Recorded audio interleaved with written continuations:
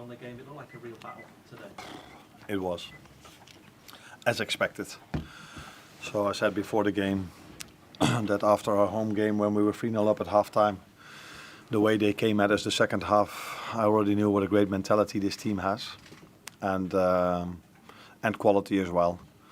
And from that moment onwards, they've done so well in the league, and they've picked up points against so many good teams, not by luck, but because they are intense. They have quality, and that's why we knew it was always going to be very hard. And if you want to win here, maybe you need a bit of luck as well, because the margins are so small. Our penalty was just not offside, and their goal on 1-1 was on a margin offside. They hit the post twice. We had our chances as well, but it was a close call for us to win this game. Are you pleased with the way that your players stood up to the physicality? Because there can't be many games this season where it's quite so tough. No, that's true, like you were saying. So only a few of them has been as tough like this, and that's what I've told them before. That in all the data when it comes to running, they are so high up in the list. So we knew that if we would have had any chance of a result over here, we at least had to compete with them in terms of running and fighting and playing the duels and all these things.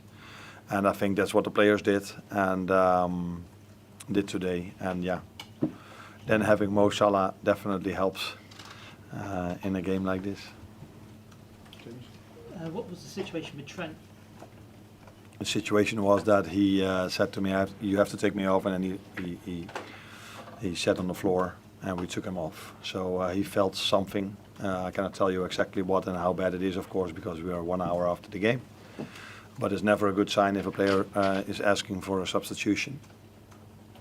So I would be surprised, but this is not a fact. But I would be surprised if he plays on Thursday. But let's hope he's back with us as soon as possible. Can I ask for Alisson as well? He was so important again today, 2 or 3 absolute world-class saves. Yeah. Like I said, if you want to win here against a team that is so competitive, you need a team performance and work rate. That's what we have, and you need some quality individuals that can make the difference for you. And that goal of Mo was absolute quality, and the saves Alisson made as well. But it was not only them. Just the way our centre-backs were defending again today was also impressive. So team performance, work rate, incredible. Only way to have a chance for a result. And then you need good individual performance and you need positive margins, like I just explained with both our sides that were in our favour. It feels like, maybe to the outsiders of us, that the sort of game that title races swing on, where, as you say, very fine margins. For the bigger picture, I think it's 15 games to go now. Yeah. But as someone who's played in those sort of teams and managed those teams, did it feel like that for you? Almost every game feels like this for me. So we've had so many of our games have been till the end exciting, and there were a few moments already this season where I felt we're just not on the right side. So all the points we've got till now, I think we deserve them. I've said many times already, the Chelsea game, that's under debate then maybe, and this game, yeah, we weren't unlucky, let's put it that way. But Fulham at home being 2-2, getting chance after chance, United at home getting chance after chance at 2-2. And there was not a game that for us that ended in a draw with us getting chance after chance in the end of the game. So, yeah. But what I want from them and what they want from each other is that they fight in every single game from the first till the last second to get the maximum result, and that's what the fans expect from them, playing for this club. And that's what we try to do in every single game, and that's also what's necessary if you want to have any chance of a result in this league. I noticed that Ryan Gravenberch was a bit more pushed towards the right-hand side today. Was that an intentional tactic from yourself? What do you think? I think it was. Is there any way you can talk us through it? Not many things that we do are just by coincidence. So I think it's clear that they have many good things, this team, but their left fullback is definitely a threat going forwards. And Mo Salah is an incredible player,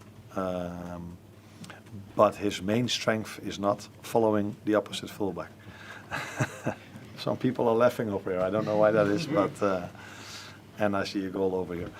But that's not the only thing. We want to keep Mo as much as we can forward as well, because it is a risk for every team that plays us.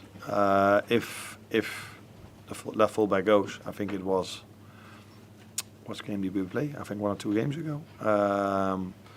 It was at home. I don't exactly know which game did we play last at home. Ipswich. Ipswich. Did he score? Yeah, the first goal, Mo, didn't he? Yeah, and that was a moment where the left fullback just wanted to go forward, and then Mo was free in transition, and it was a goal from Mo. But yeah, it's clear that if you leave Trent constantly with Semenyo and Kerkez in the 2v1, and that is not the best idea that I can come up with. That's quite congrats on the win. I just wanted to get your thoughts on that penalty decision in the first half. There's been a lot of controversy about it online. I just wanted to get your thoughts about it. From who is the controversy? Online there's always controversy, so especially from fans that are probably not in favor of Liverpool.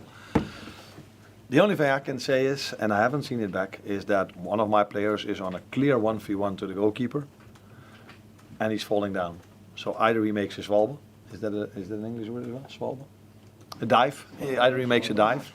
It's a German word. Either he makes a dive, or they touch him. And if they touch him, yeah, then for me it's a penalty. And if then it would not have even been a chance, you're always like, yeah, is this really a penalty then? But this was such a clear one-on-one chance that, yeah, if he touched him, which I assume he did, otherwise the VR would have probably interfered. And Kirk has impressed today a lot of people. Is he a player that you'll be looking at in the summer? I don't think I have to talk about players that we are interested in, let alone a player from Bournemouth. He's playing over here. He's having a great season, as many other players here as well. And that shows you probably how good of a manager you have over here, and what a great sports director you had over here, and maybe still have. I don't know how is the one doing now. But he brought in very good players, and this manager works with them in an incredible way, because he brings the best out of every single player, including the one you just mentioned. But I'm not talking about an individual. They are all bringing the best out of their game at the moment. Just on the penalty system, sometimes those are the sort of things you need to go for you. Is that almost like an element of the luck, in inverted commas, you need to win games like this and to win titles ultimately? I can come up with 3, 4, 5 examples where we didn't have the luck we deserved, or we didn't get the decision we deserved. But that's always the difficult thing in football. If there's one then in your favor, people will probably tell you, there's always that luck of for Liverpool, or for the one that's number one at the moment. So yeah, for me this has nothing to do with luck. It's a clear 1v1.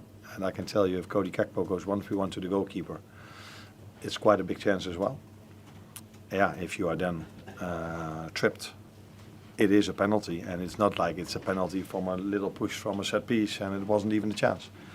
So I wouldn't call this luck, unless I see it back and I see he didn't touch him at all. Yeah, then it was not luck. Then it was a wrong decision by the referee and the VAR. But I assume that was not the situation. Thank you.